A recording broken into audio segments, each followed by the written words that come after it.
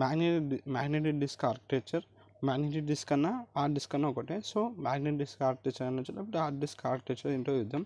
దీన్ని magnetic disk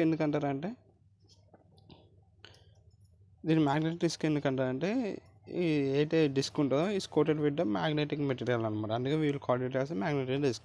so దీని advantage ఏంటిది, మన హార్డ్ డిస్క్ యొక్క అడ్వాంటేజ్ ఏంటంటే ఇది మనం మెయిన్గా దేనికి యూజ్ చేస్తాం, హార్డ్ డిస్క్ని ఏదైనా డేటాని స్టోర్ చేయడానికి యూజ్ చేస్తాం. ఇంకా అడ్వాంటేజ్ ఏంటంటే డేటా అనేది పర్మనెంట్గా స్టోర్ అయిపోతూ ఉంటుంది సెకండరీ స్టోరేజ్ డివైస్లో. ఓకే, ఒకవేళ నువ్వు పీసీ షట్ డౌన్ చేసినా కూడా ఆ డేటా లోపల ఉన్న హార్డ్ డిస్క్లో స్టోర్ అయిన డేటా ఏమీ ఎరేజ్ కాదు, అంతే ఉంటుంది.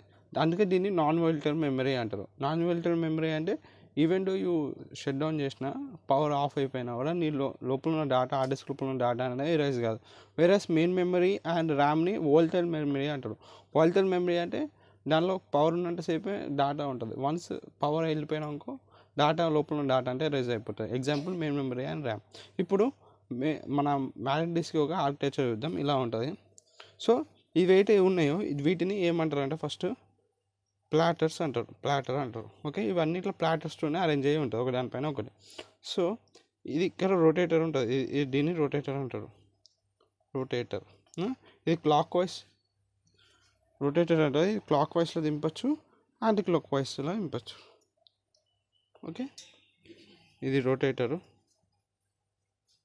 ఇది క్లాక్ వైజ్ దింపచ్చు, యాంటీ క్లాక్ వైజ్ దింపచ్చు. ఓకే, ఇప్పుడు స్పిన్ ఇవన్నీ సెక్టర్ ఇవి ఉందా, వీటిని అన్ని ట్రాక్స్. ఇది ఒక ట్రాక్, దీన్ని అన్నిటిని ట్రాక్స్ అంటారు.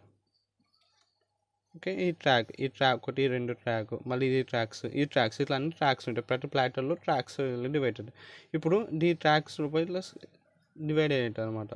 ట్రాక్స్ కూడా ఇట్లా డివైడ్ అయ్యి ఉంటాయి, లోపల ట్రాక్స్ ఇట్లా డివైడ్ అయినా అనుకో. ఈ ట్రాక్ ఇట్లా డివైడ్ అయింది చూసినావా, ఇక్కడ ఇట్లా ఇది ఒకటి ప్రతి డివైడ్ అయిన పార్ట్ ఉంది చూసినావా, దీన్ని సెక్టర్ అంటారు. ఈ సెక్టర్ లోపల మన డేటా అంతా స్టోర్ అవుతుంది. ఓకే, ఏదైతే డేటా విల్ బి స్టోర్ అయిన సెక్టర్, ఏదైతే మన డేటా ఉంటుంది అంటే ఈ సెక్టర్ లోపల స్టోర్ అవుతుంది. ట్రాక్స్ ఇట్లా డివైడ్ అయ్యి చెప్పిన కదా, దీన్ని సెక్టర్ అంటుంది. వీటి అన్నిటిని సెక్టర్స్, ఇవన్నీ సెక్టర్స్ అన్నమాట. ఈ సెక్టర్స్ లోపలనే డేటా అంతా స్టోర్ అవుతుంది. ఓకే, దీన్ని ఏమంటారు, దీన్ని స్పిండిల్ అంటారు. స్పిండిల్ ఏటి మిడిల్ స్టిక్ ఉందో దాన్ని మిడిల్ స్పిండిల్ అంటారు. సో ఇది మన రైట్ సైడ్ ఉంది చూసిన, దీన్ని ఆర్మ్ అసెంబ్లర్. ఇది ఆర్మ్ అసెంబ్లర్. ఇది ఉందా, ఇది ఇక్కడ పెట్టినాం కదా, దీన్ని రీడ్ ఆర్ రైట్ ఆపరేషన్ చేస్తుంది అన్నమాట.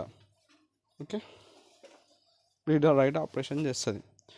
ఇక్కడ ఇప్పుడు సపోజ్ ఇక్కడ 10 ఇది ఒక ఇదంతా ప్లాటర్, 1 2 3 ప్లాటర్స్ ఉన్నాయి మన దగ్గర. ఇప్పుడు ఇక్కడ ఈ ప్లాటర్ లోపల సెక్టర్స్ అని చెప్పినా కదా. ఇప్పుడు సపోజ్ ఇక్కడ 256 సెక్టర్స్ ఉన్నాకు, ఈ ట్రాక్లో 256 సెక్టర్స్ ఉంటాయి, ఈ ప్లాటర్లో 256. అన్ని ప్లాటర్స్లో నెంబర్ ఆఫ్ సెక్టర్స్ అనేది ఈక్వల్ ఉంటుంది. సో ఇప్పుడు ఇవన్నీ ఇట్లా కలిసి ఏవైతే సెక్టర్ ఉన్నాయో ఇవన్నీ ఇట్లా ట్రాక్స్ ఉన్నాయి కదా, ఈ ట్రాక్స్ అన్నీ ఇట్లా అన్ని గ్రూప్ అయ్యి ఇది ఏమైంది, ఒక సిలిండర్ అయింది చూడండి. So all tracks are grouped together to form a cylinder. ఇది ఒక సిలిండర్ అయింది.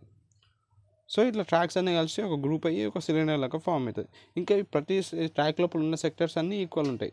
ఇక్కడ ఎన్ని సెక్టర్స్, ఇక్కడ ఒక 256 సెక్టర్స్ ఉంటాయి, ఇక్కడ 256 ఉంటాయి, ఇక్కడ 256 ఉంటాయి.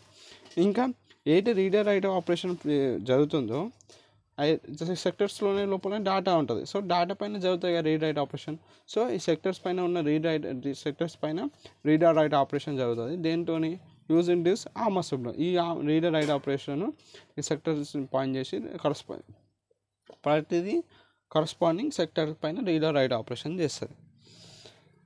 ఎందుకంటే డేటా అంతా సెక్టర్ లోపలనే ఉంటుంది కాబట్టి. ఇదే architecture of a magnetic disk or hard disk యొక్క ఆర్కిటెక్చర్. దాని మ్యాటర్ ప్రతి వీడియో కింద నోట్స్ డిస్క్రిప్షన్లో ఉంటాయి, లింక్ ట్యాప్ చేసి ఆటోమేటిక్గా ఓపెన్ అయితే నోట్స్.